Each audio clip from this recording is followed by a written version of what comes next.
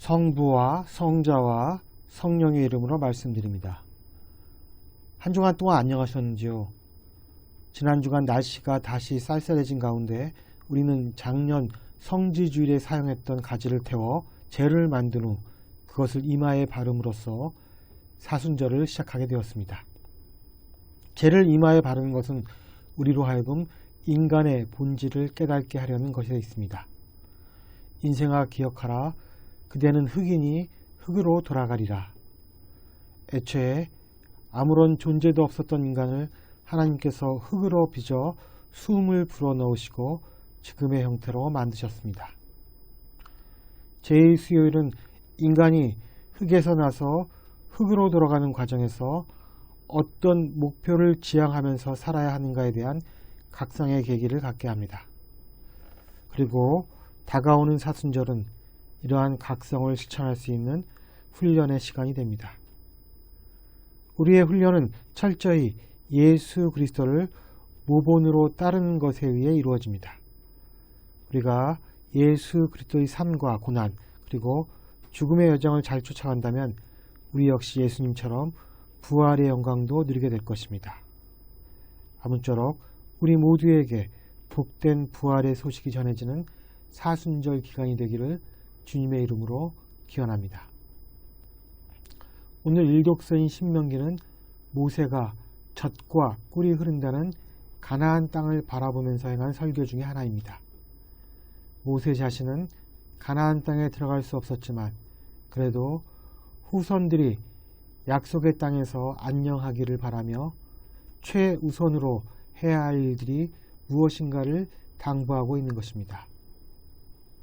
애초부터 가나안 땅은 이스라엘 민족의 땅이 아니라 하나님께로부터 유산으로 받은 땅이었기에 그 땅이 주는 풍요가 마치 자신의 힘으로 일군 것인 양 착각하지 말고 그 땅을 마련해 주신 하나님을 먼저 예배하라는 것이 이 설교의 요지입니다.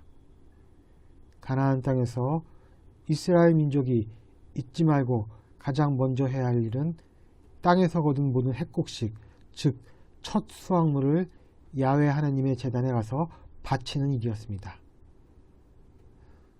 더불어 모세는 야훼 하나님께서 이집트로부터 가나안까지 이스라엘 민족을 어떻게 인도하셨는지를 상기하는 신앙 고백을 바쳐야 한다고 당부합니다.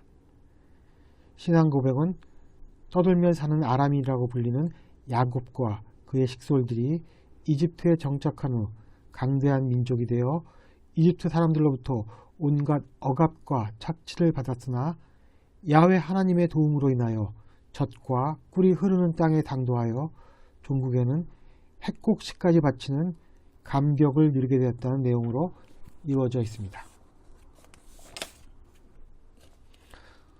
또한 모세는 핵곡식과 더불어 제사를 지내되 이러한 수확물을 독점하지 말고 레위인과 떠돌이들과도 함께 즐기라는 당부도 남깁니다. 오늘 신명기가 하고 싶은 말은 이스라엘 민족이 우리 개개인과 별반 다르지 않다는 것입니다. 인간이 하나님의 자비로 인해 흙에서 인간이 됐듯이 이스라엘 민족 역시 노예로서 인간 이하의 삶을 살다가 하나님을 만나 비로소 사람다운 삶을 살게 되었다는 것입니다. 흙을 인간으로 한갓 먼지 같은 노예를 자유인으로 만들 수 있는 분은 오직 야훼 하나님뿐이라는 사실을 깊이 새길 때 우리가 궁극적으로 지향해야 할 존재는 누구인가를 오늘 신명기는 알려주고 있는 것입니다. 그러나 우리가 이 진리를 잊고 그 공을 인간인 우리에게 돌린다면 우리에게는 걷잡을 수 없는 파국만이 뒤따를 뿐입니다. 오늘 누가복음 역시 예수님의 광야 생활 40일을 통해 우리가 궁극적으로 지향하는 바가 무엇인지 알려주고 있습니다. 예수님은 요르단강에서 세례를 통해 성령을 가득히 받으신 후 성령의 인도로 광야에 가셔서 40일 동안 아무것도 먹지 않은 채 악마로부터 유혹을 받게 됩니다. 광야는 어떤 곳일까요? 제가 2012년에 미국으로 연수를 갔을 때 모하비 사막과 그랜드 캐년 등 그야말로 붉은 대지와 커다란 바위들이 끝없이 펼쳐진 황무지를 둘러본 적이 있습니다. 저는 그 풍광을 보면서 이런 곳을 광야라고 하는구나 라는 생각이 들었습니다. 홀로 광야로 나가신 예수님에게는 아무도 없었습니다. 낮에는 죽일 듯이 덥지만 밤에는 살을 에일 것 같은 냉기가 지배하는 광야에서 예수님은 외로움으로 정신을 굶겼고 곡긴을 끊어 육신을 비우셨습니다. 그렇다면 예수님은 광야에 고립된 것일까요? 그러나 우리는 이것을 고립이라고 부르지 않습니다. 고립이라기보다는 은둔이라고 하는 것이 더 타당할 것입니다. 예수님은 절대적 고독이 따르는 은둔을 선택하셨습니다. 예수님은 스스로 은둔 생활을 선택한 것일까요? 그렇다면 고립과 은둔의 차이는 무엇일까요? 이것은 차후에 말씀드리도록 하겠습니다. 40일 동안 먹지 않은 예수께 악마는 당신이 하나님의 아들이거든 이 돌더러 빵이 되라는 첫 번째 유혹을 던집니다. 예수님도 물론 목구멍이 포도청이자 금강산도 식후경임을 아시는 분이었습니다. 또한 오랜 허기 끝에 아마 본인도 돌을 빵으로 만들고 싶은 유혹마저 느끼셨을 것입니다. 그러나 예수님은 세상 사람들이 모두 하는 세속적 수준의 깨달음을 얻고자 광야에 나온 것이 아니었습니다. 그 정도의 깨달음이라면 굳이 40일 동안의 광야 생활이 필요하지 않았을 것입니다. 예수님은 요한복음 6장 27절에서 이렇게 말씀하십니다. 썩어 없어질 양식을 얻으려고 힘쓰지 말고 영원히 살게 하며 없어지지 않을 양식을 얻도록 힘써라.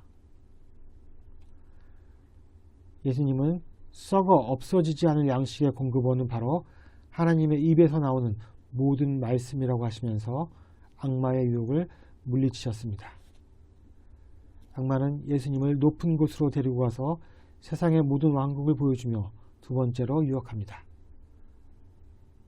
저 모든 권세와 영광을 당신에게 보여주겠소.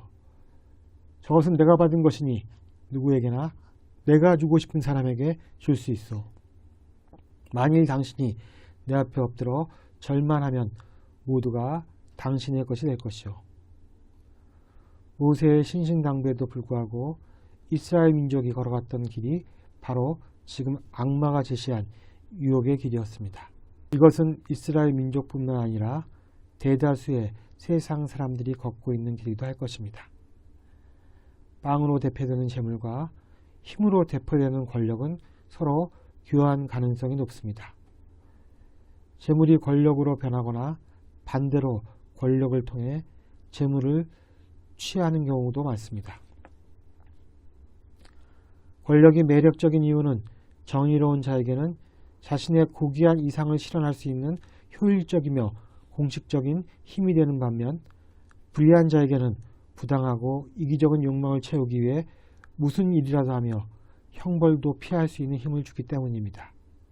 지금 대한민국에서 벌어지고 있는 모든 정치적 문제의 근저에 이 논리가 자리 잡고 있음을 누구도 부인하지 못할 것입니다. 예수님은 악마에게 무릎 꿇고 주게 될 권력이 가난하고 고통받는 사람들에게 진정한 해방과 구원을 가져다 줄 수 없음을 알고 계셨습니다. 당신에게 유일한 방법이란 회개라는 의식의 전환을 통해 하나님 나라에 들어가는 길밖에 없다고 생각하셨기 때문입니다. 그래서 예수님의 대답은 주님이신 하나님을 예배하고 그분만을 섬겨라 였습니다. 이제 악마는 마지막으로 예수님을 예루살렘 성전의 꼭대기에 세우고 당신이 하나님의 아들이거든 여기에서 뛰어내려 보시오. 성서에 하나님이 당신의 천사를 시켜 지켜주시리라 하였고 또 너의 발이 돌에 부딪히지 않게 손으로 너를 받들게 하시리라고 기록되어 있다고 말하면서 예수님께 실행해 보기를 유혹합니다. 이스라엘 민족들이 광야 생활 40년 동안 가장 많이 저지른 죄 중에 하나가 하나님을 시험하는 것이었습니다. 출애굽기 17장에는 마실 물이 떨어진 광야에서 이스라엘 사람들이 하나님을 시험하는 장면이 나옵니다. 사람들이 모세에게 마실 물을 내놓으라고 덤비자 모세는 어찌하여 야훼를 시험하는가 라고 말합니다. 사람들이 하나님을 시험하게 되는 가장 큰 이유는 믿음이 약해서입니다. 문제는 하나님께 있는 것이 아니라 하나님을 믿지 못하는 우리들에게 있는 것입니다. 하나님을 신뢰하여 인간의 몸으로 세상에 오신 예수께는 매우 물리치기 쉬운 유혹이었습니다. 예수님은 40일간 광야의 은둔 생활을 선택하셨습니다. 이것은 하나님의 뜻과 더 일치하기 위해서였습니다. 이 40일이 고립이 아닌 이유는 예수님이 성령과 더불어 하나님과 연결되어 있기 때문입니다. 고립은 하나님과 연결되어 있지 않은 상태를 말합니다. 우리가 입에 단내가 나도록 바쁘게 살아도 만약 우리가 하나님과 연결되어 있지 않다면 우리는 고립되어 있는 것입니다. 우리가 고립되어 있다면 우리는 세상의 여러 유혹에 쉽게 넘어갈 것입니다. 왜냐하면 우리에게는 외로움을 견뎌내는 내적인 힘이 없기 때문입니다. 우리는 40일 동안 의식적인 은둔을 선택해야 합니다. 그 은둔은 하나님과 더 가까워지기 위하여 세상과 거리를 두는 은둔입니다. 따라서 성령이 함께하지 않는다면 고립이지만 성령과 함께한다면 그것은 은둔인 것입니다. 우리 인생이 유혹이 난무하는 광야라면 은둔적 삶도 나쁘지 않습니다. 제 후배 신부님들이 저의 성직생활을 보고 이렇게 말했던 것이 기억납니다. 형은 성직생활 자체가 사순절인 것 같아. 저는 하나님과의 결석을 위해 은둔의 삶을 선택했는지도 모릅니다. 선택했기보다는 선택을 하라고 하나님으로부터 강요받은 것인지도 모릅니다. 그러나 퇴직을 몇 년 앞둔 지금의 그 시간들을 뒤돌아보니 제 삶에 꼭 필요한 과정들이었습니다. 20세기 최고의 신학자 중 한 사람인 폴 틸리는 이렇게 말합니다. 인간은 여러 가지 일, 음식, 거처, 지식, 예술, 사회적 문제들, 정치 등 여러 가지 일에 열의를 갖고 관심을 갖는다. 그러나 전적인 복종을 요구하고 전체적 성취를 약속하는 관심만이 궁극적인 것이 된다. 궁극적 관심은 무조건적이고 전체적이고 무한한데 그것은 바로 하나님이다.